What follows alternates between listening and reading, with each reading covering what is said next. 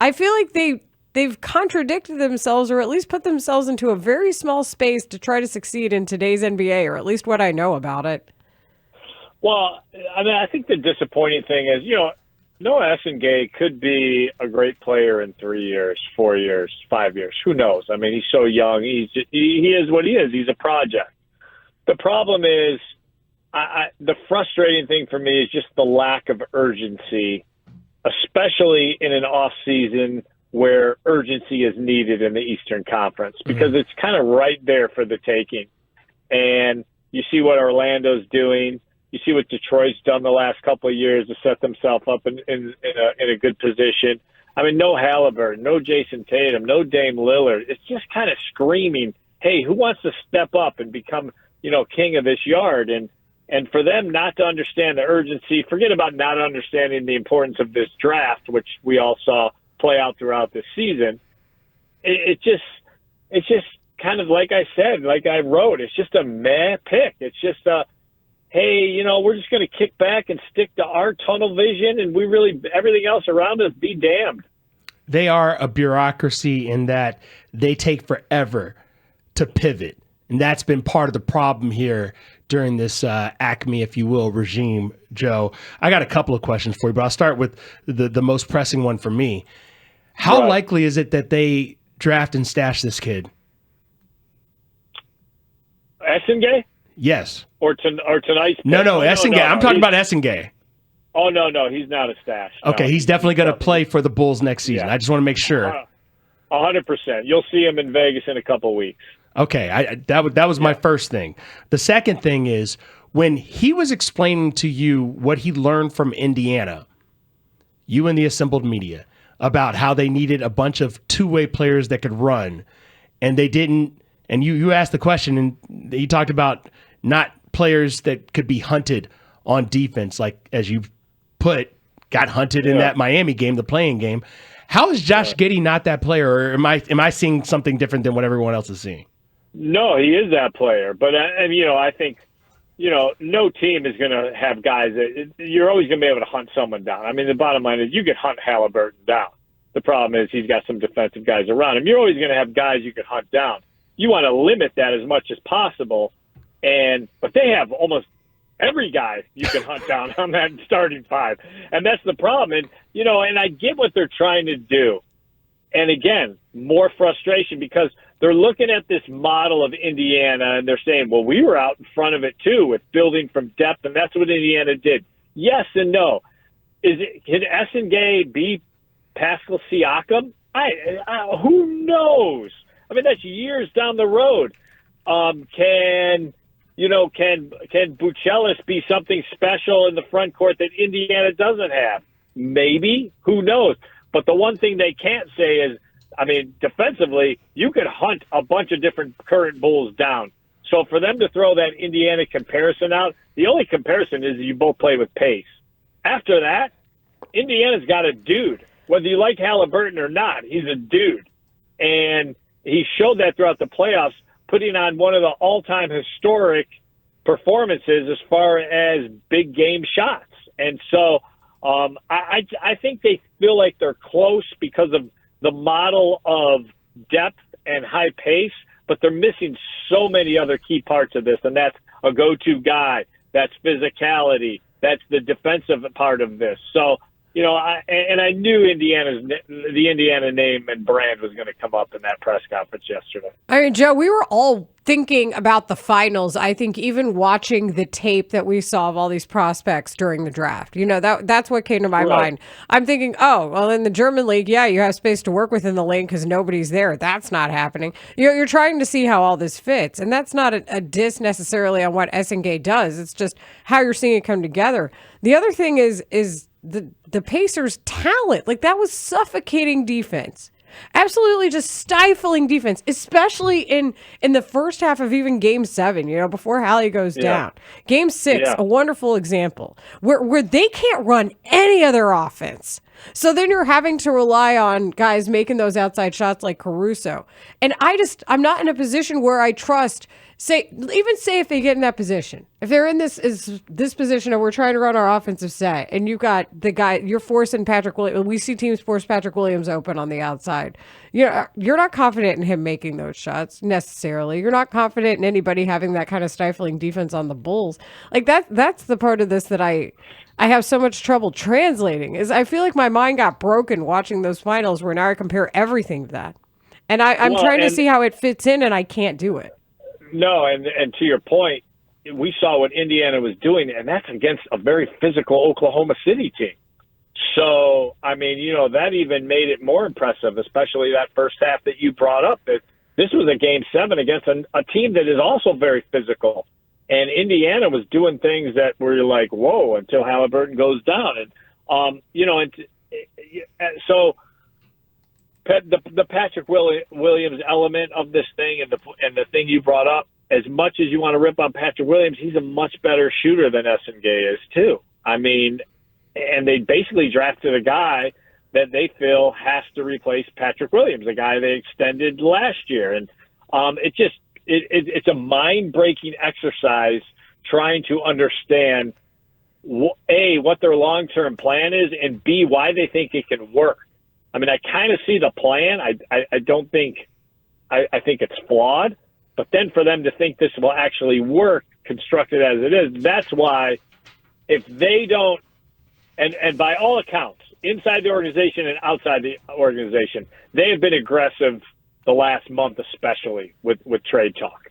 But if they don't go in the next couple of weeks when free agency opens, which basically is going to be a bunch of sign-in trades anyway, because free agency is basically dead at this point with the aprons.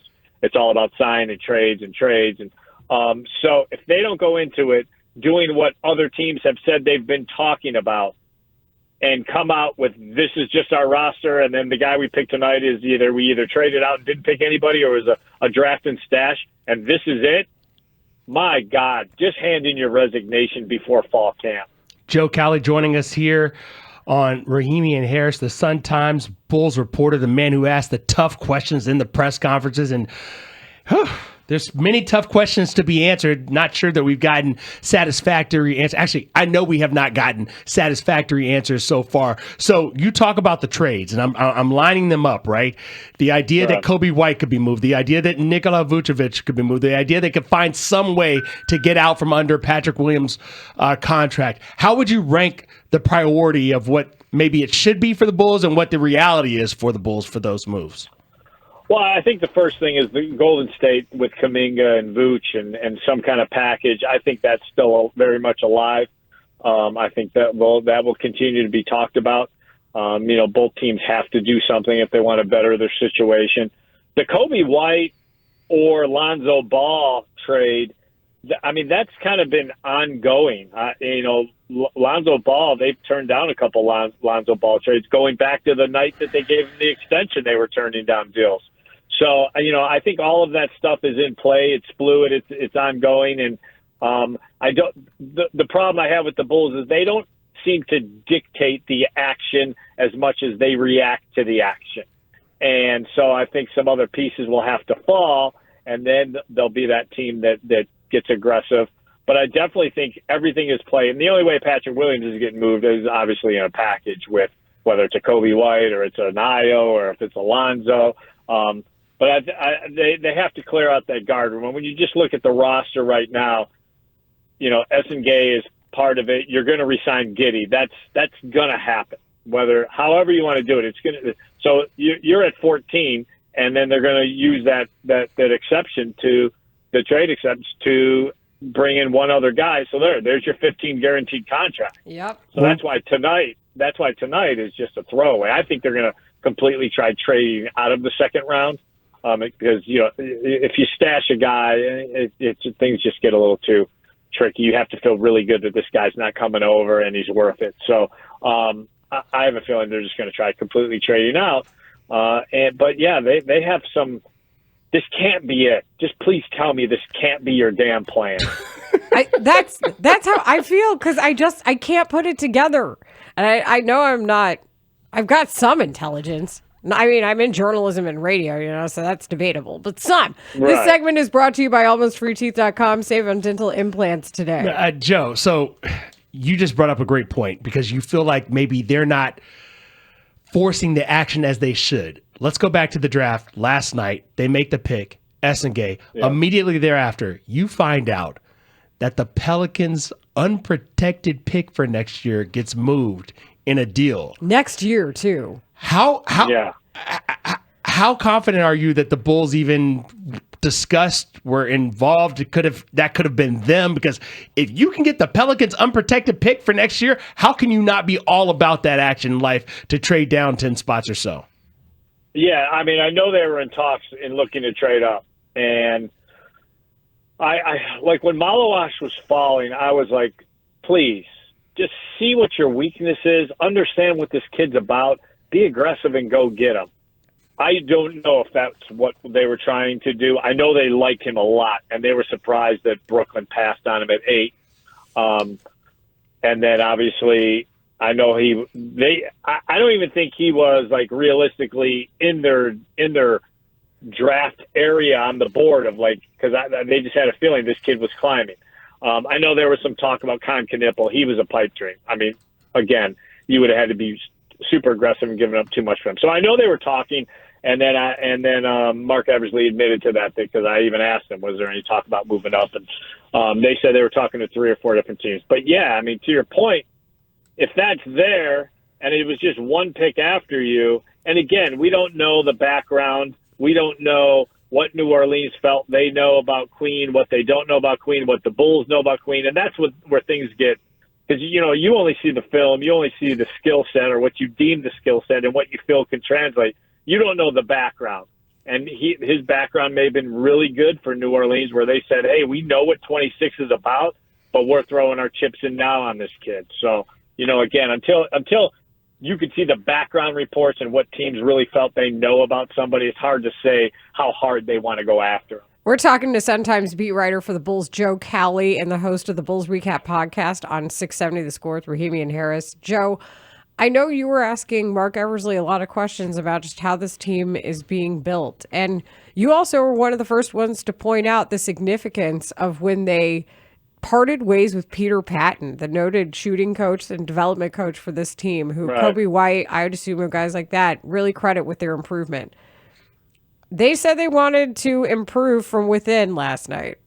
Given what we know about their coaching staff, and given that move with Patton, how do you see that taking shape? Well, here again, when they were first hired, I go back and I like to read early quotes when guys were first hired. And one of the main things Arturas and Mark both stressed was, they found it insulting that Gar and Pax had such a nothing of a developmental staff. There was just no developmental staff. It was basically the head coach was there to develop them. So they really wanted to build out the developmental staff because they are here for the player. They have to cater to the player.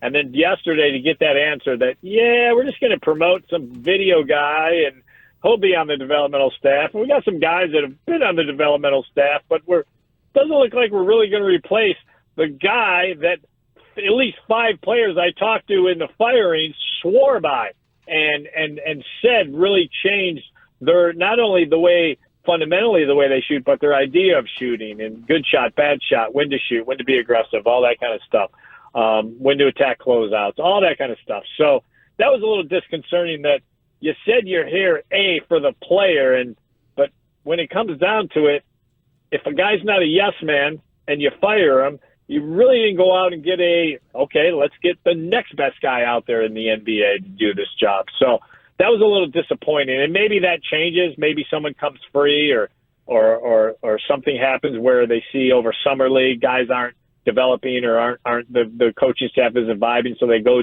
and add a guy. But yeah, that one was a little of a head scratcher too. There were a lot of head scratching yesterday, by the way. Yeah, that's how I felt. I know when we say video guy, the first one who comes to my mind is, of course, Eric Spoelstra. But that's the exception, not the rule. No, that doesn't happen often. No, he's the rarity. And by the way, he was groomed by God too to become a coach, so that's a little different. When you got slick hair back Pat Riley grooming you to be the next apparent, that you're in good hands.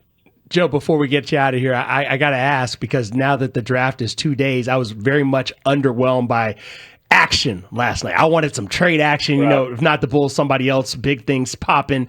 Do you feel like that is what we are set for maybe tonight, since it is a 2-day process now? No, I think there was already some big explosions. Right. I think there's a lot more to come once the free agency window opens up, and I think you're going to see. I think there's going to be some craziness. I think there's going to be a lot of stuff going on in the NBA this offseason because, unlike the Bulls, there are front offices, especially in the East, that understand it's time to strike. And if you have to get a little desperate to do so and be a little over-aggressive to do so, you go ahead and make that move because they didn't get big contract extensions secretly. There's some asses that are on the line and jobs on the line, and they're going to go ahead and be aggressive. And we got about a minute left, so I also want to ask you this, Joe. You brought it up last night. It was a surprise in a way when you considered also mentioning Kobe White's name among the trade talks. Is that something that the Bulls have to do in order to move forward, is move Kobe? They don't have to do it, but I also think that they have to do their due diligence and take the idea of, do we want to spend – because Kobe, I can tell you this, Kobe has told them he is not taking this hometown discount extension this offseason. So now they know he's betting on himself to walk to free agency next year. Do they want to go ahead and cut him off at the pass and give him $40 million a year, or do they want to call his bluff and see what the market gives him and let him walk for free, or do they want to trade him now and get the most they can out of him? So either now or at the deadline. So that's why his name has been brought up, will continue to be brought up, and that's been reported on multiple fronts. Got to move him. They got to move him. They got to get they don't have assets. They got to be in position. So when this young player, Modest Buzelis, Essengue, whenever they're ready, they've got to be able to add to that mix, and that's how you do it, is by getting future assets. And to your point, you don't want to spend $70 million on Getty and Kobe White, and not one of them is an all-star. Enough said. So the pause there. No, enough said. We just sat there and all looked at each other. Joe Except is for Robbie, spot on. who loves Getty and thinks he's going to be an all-star.